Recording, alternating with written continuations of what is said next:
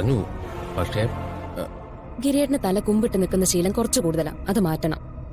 പടനിലത്ത് ചെല്ലുമ്പോ തലയുയർത്തി നെഞ്ചു വിരിച്ച് തന്നെ നിൽക്കണം. പറു, അത് അഹങ്കാരായി പോവില്ലേ? അമ്മാവന്റെ മുമ്പില് അത്രയ്ക്ക് അഹങ്കാരം കാണിക്കണം?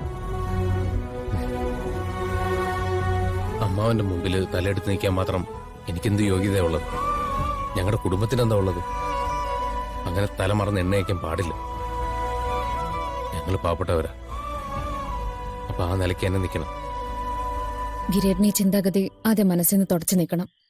ഗിരിയേട്ടനും കുടുംബവും ആരെ ആശ്രയിച്ചിട്ടൊന്നുമല്ലല്ലോ കഴിയുന്നത്. ഗിരിയേട്ടൻ അധ്വാനിച്ച് കിട്ടുന്ന പണം കൊണ്ടല്ലേ ഈ കുടുംബം നോക്കുന്നത്. പിന്നെ എന്തിന്, എന്ത് കാര്യത്തിന് മറ്റുള്ളവരുടെ മുന്നിൽ ഇങ്ങനെ ഓച്ചാനിച്ച് നിൽക്കണം? ഞാനും എന്റെ പെങ്ങന്മാരും ഇന്നീ നിലയിലെത്തിയിട്ടുണ്ടെങ്കിൽ അതിന് വലിയൊരു പങ്ക് അമ്മാവനാ.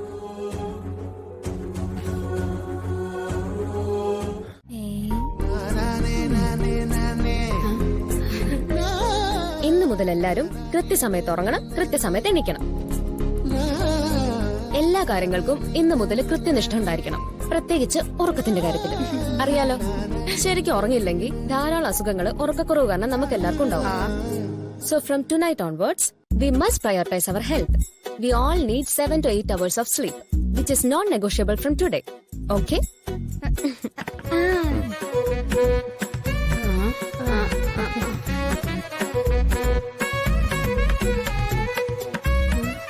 ഇത് ഗിരിയേട്ടനും ബാധകമാണ്. ഇതുവരെ ജീവിച്ചത് പോരാ. ചിട്ടയും ക്രമവും ഗിരിയേട്ടനും വേണം. ഉറങ്ങാൻ മാത്രമല്ല, നാളെ മുതൽ ഉണരാനും ഈ അലാം ഉണ്ടായിരിക്കും.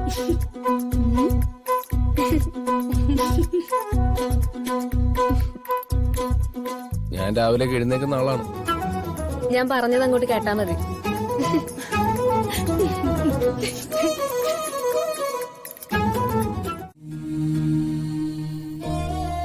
ഞാൻ പറഞ്ഞതെല്ലാം മറന്നുപോയി അല്ലേ? മക്കളുടെ സങ്കടങ്ങളൊക്കെ ഭക്തി കണ്ടപ്പോ അതിനൊപ്പം ഒഴുകിപ്പോയല്ലേ? എന്ത് നല്ല കുടുംബം, എന്ത് നല്ല മക്കളാ. എന്തിനെങ്ങനെ കുടിച്ചു നശിക്കുന്നേ? ഇങ്ങനെ കുടിക്കാൻ മാത്രം എന്ത് പ്രശ്നം അച്ഛനുള്ളത്? അവള് എന്റെ ഗംഗ, അവള് പോയപ്പോഴാ എന്റെ കുടുംബം തകർന്നത്. ഞാൻ തകർന്നു പോയത്. അവൾ ആ ശാന്തിക്കാരന്റെ കൂടെ ഒളിച്ചോടി പോയെന്ന് ഞാൻ വിശ്വസിക്കില്ല. എന്റെ ഗംഗ അത്തരക്കാരിയല്ല. ഇതിനു പുറകിൽ വേറെന്തൊക്കെയുണ്ട്, എന്തൊക്കെയുണ്ട്. ആർക്കറിയാം?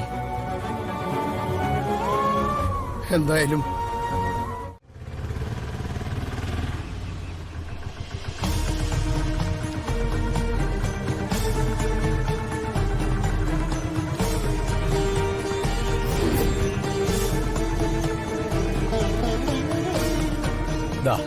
മതിയല്ലോ.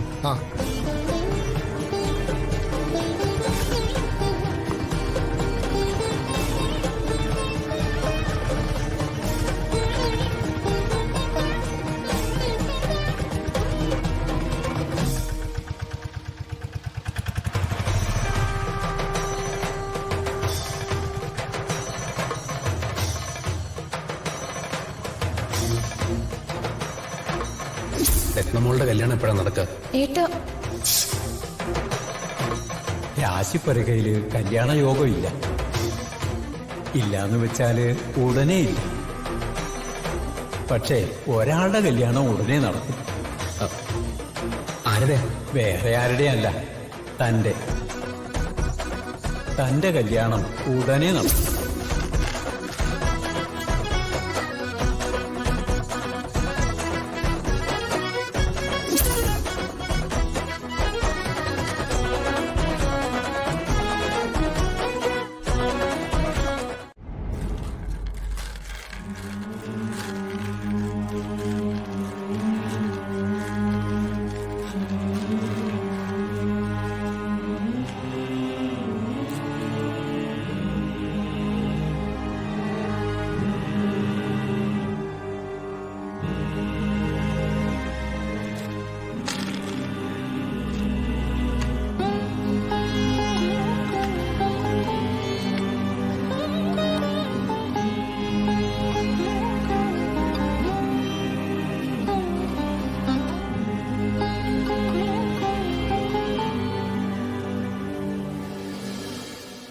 ഗിരിയുടെ കല്യാണം ആദ്യം നടക്കുമെന്ന് ഞാൻ പറഞ്ഞു.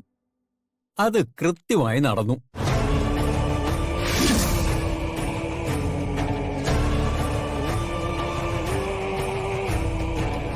ഇതുവരെ ഞാൻ പറഞ്ഞതൊക്കെ സത്യമാണെങ്കിൽ ഇനി ഞാൻ പറയുന്നതും സത്യമാകും.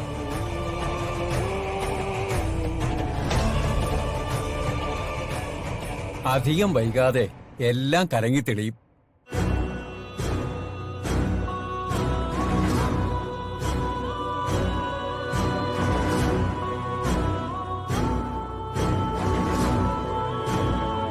ഇത്രയും കാലം ഗിരി ഇരുട്ടിലായിരുന്നു. പക്ഷേ ഗിരിയുടെ നന്മ ഇരുട്ടിനെ മാറ്റും. സാക്ഷാൽ പരമശിവന്റെ ചൈതന്യം ഉള്ളിൽ ആവോളമുള്ള ആളാണ് ഗിരി. ആ ചൈതന്യത്തിന്റെ ശക്തി കൊണ്ടാവും പാർവതീദേവിക്ക് തുല്യായൊരു പെൺകുട്ടിയെ തന്നെ വധുവായി ഗിരിക്ക് കിട്ടിയത്. നിങ്ങളുടെ ഈ ബന്ധം വളരെ ശക്തവും ഭദ്രവുമാണ്.